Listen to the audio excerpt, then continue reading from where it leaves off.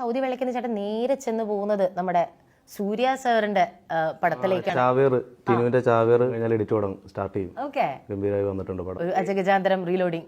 അത് ഒരിക്കലും അല്ല, വേറെ തന്നെ വേർഷനാണ്. ടിനു പിന്നെ സിനിമാറ്റിക് പറയേണ്ട കാര്യമില്ല, മാസ്ക ബാപ്പ എന്ന് പറയുന്ന പോലെ.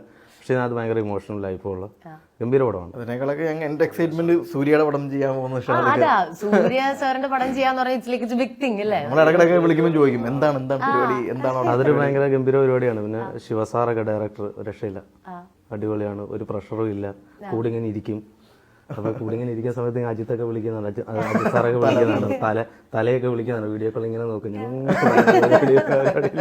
ക്രിസ്മസ് ആകുമ്പോൾ വെള്ളത്താട് ശബ്ദമായിട്ട് അതൊരു ഭയങ്കര വലിയ പടമാണ്. ഒരു 1000 years ബാക്കിലേക്കൊക്കെ ട്രാവൽ ചെയ്യുന്നതും 2023 നിൽക്കുന്നതായിട്ടുള്ള ഭയങ്കര ഇൻട്രസ്റ്റിംഗ് ആയിട്ടുള്ള ഫാന്റസി ആണോ? ഫാന്റസി ഒരു 1000 years ബാക്കിലേക്കൊക്കെ പോകുന്നുണ്ട്. ഫുൾ കാർഡും ഒക്കെ ആയിട്ടൊരു ഭയങ്കര ക്യാൻവാസ് ചെയ്യുന്ന ഒരു സിനിമയാണ് കേട്ടോ. സൂര്യ സാറിന്റെ വേറൊരു വരാത്ത കാണാത്തൊരു പടം തന്നെയാണ്. ഇൻട്രസ്റ്റിംഗ് ആണ്. ഏകദേശം ഒരു 35 ദിവസം ഷൂട്ട് ഗോവയിൽ കഴിഞ്ഞിരുന്നു. അത് ഈ കാലഘട്ടമാണ് ഷൂട്ട് ചെയ്തത്. ആൾ ഇൻട്രോ ഒക്കെ കഴിഞ്ഞിരുന്നു. അപ്പോൾ അതിൻ്റെയൊക്കെ എഡിറ്റ് കഴിഞ്ഞു. ഇനിയിപ്പോൾ അടുത്തതിന് വേണ്ടിയുള്ള വെയിറ്റിംഗ് ആണ്. അടുത്ത ഷെഡ്യൂൾ ഇപ്പോൾ തുടങ്ങാനായിട്ട്. ഇപ്പോൾ ശ്രീലങ്കയിലായിരിക്കും എന്നിങ്ങനെ പറയുന്നുണ്ട്. ഫുൾ ഫോറസ്റ്റ് പരിപാടിയാണ്. അതൊരു 60 days ഫുൾ ഫൈറ്റും കാര്യങ്ങളുമായിട്ടൊക്കെ പോകുന്ന ഹ്യൂജ് ഒരു പുളി അപ്ഡേറ്റ് ആണ്. നമ്മൾ ആരും ഇതിനെ പറ്റി ഇങ്ങനെ കൂടുതൽ കേട്ടിട്ടില്ല. ഈ സിനിമയെ പറ്റിയിട്ട് കേൾക്കണമെന്ന് എല്ലാവർക്കും ഒരു കൗതുകമുണ്ട്. ഇത് പുറത്തു വിടാത്ത കാര്യമാണ് പുറത്തു വിടാണ്ടിരിക്കുന്ന എൻ്റെ ആരോഗ്യത്തിന് നല്ലത് തോന്നുന്നുണ്ട്. കുഴപ്പമൊന്നും പറഞ്ഞില്ല, ആയിരിക്കും എന്നുള്ളതാണ് കേട്ടോ. ഇനി അത് എത്ര കാലം കൂടെ ഉണ്ടാവും? ഇതിന്റെ ഒരു വലിയ ലോങ് ഷെഡ്യൂൾ ആണോ? മാർച്ച് ഏപ്രിലൊക്കെ ആകുമ്പോഴത്തേക്കും ഷൂട്ട് പരിപാടികൾ കഴിയും. കാരണം അവിടെ ഇങ്ങനെ ഷെഡ്യൂൾ ബ്രേക്കുകളുണ്ട്. കാരണം ഓരോ ആർട്ടിസ്റ്റുകളും ഇങ്ങനെ അവരുടെ ഡേറ്റുകൾക്ക് അനുസരിച്ച് പോകുമ്പോൾ അതിനനുസരിച്ച് പ്രഷർ ഇല്ലാണ്ട് അവർ ചാർട്ട് ചെയ്താണ് പോകുന്നത്.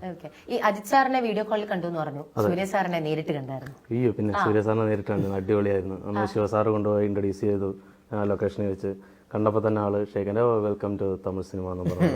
അടിപൊളിയായിട്ട് ഓക്കെ. അതുകൊണ്ട് പരിചയപ്പെട്ടിട്ട് പോയി തല്ലുമാല പാത്ത് സൂപ്പർ ആർക്ക് എന്നൊക്കെ പറഞ്ഞ് അദ്ദേഹം ഷോട്ടിലേക്ക് പോയിട്ട് മാറി അദ്ദേഹം അവിടെ ഇരിക്കുന്നു. അപ്പം എനിക്ക് പിന്നെ എന്ത് ചെയ്യണമെന്നറിയാം. ഞാനിങ്ങനെ കറങ്ങി തിരിഞ്ഞ് നിൽക്കുകയാണ്. അപ്പം നല്ല വെയിലുണ്ട് ഗോവയില, ബീച്ച് സൈഡിലായിട്ടാണ്, നല്ല ലൊക്കേഷൻ. അപ്പം പിന്നെ ഒന്നുമില്ല, കടലിൻ്റെ ഫോട്ടോ എടുക്കാൻ ആ മൂഡിൽ അവിടെ ഇങ്ങനെ നിന്നിട്ട് ഞാൻ ഇങ്ങനെ തിരിഞ്ഞ് നോക്കിയപ്പോൾ പുള്ളി എന്നെ നോക്കിക്കൊണ്ടിരിക്കുന്നു. അപ്പോൾ അവിടെ നിന്ന് വിളിച്ച് അപ്പോൾ ഞാനും കൂടി വന്ന് സാർ എന്നെ ഞങ്ങൾക്ക് നിന്നിട്ട് എനിക്ക് ഇരിക്കാൻ മഞ്ഞ് ചെയർ എടുത്തിട്ടിരുന്നു. വെയിലെല്ലാം പോയി ടാനായിടും. എന്താ പറയുന്ന എനിക്കൊക്കെ കൂടെ ഊരിൽ പോയാൽ എന്താ പറയുക കേട്ടിട്ട് സൂര്യപ്പടത്തേക്ക് ഒന്ന് ടാനായി. സീരിയസ്ലി ഇങ്ങനെയാണ് പുള്ളി പറയുന്നത്. അപ്പോൾ അങ്ങനെ ഇരുന്നിട്ട് സംസാരിച്ചുകൊണ്ടിരിക്കുന്നു. അപ്പോൾ കുറച്ച് കഴിയുമ്പോൾ ഇനിയിപ്പോൾ എന്താ സംസാരിക്കാമെന്ന് ഞാൻ ഇരിക്കുമ്പോൾ ആൾ വീണ്ടും ചോദിക്കും, சார் எப்படி நீங்கள் எல்லாம் அவங்க 30 days 40 days படம் முடிக்கிறாங்க, அதுவும் சூப்பராக பண்ணி வச்சிருது, எப்படி இதெல்லாம் அந்த மாதிரி பண்ணித்தான் ஆகணும். ഇല്ല ഒരു ദിവസമാണ് അദ്ദേഹത്തെ കണ്ടത്. നെക്സ്റ്റ് ഡേ പുള്ളി വേറെ ഇതിലേക്ക് പോവുകയും ചെയ്യും. ഒരു 3-4 മണിക്കൂർ സ്പെൻഡ് ചെയ്തുള്ളൂ. കുറേ അധികം കാര്യങ്ങൾ സംസാരിച്ച പോലെ തോന്നി ആളുമായിട്ട്.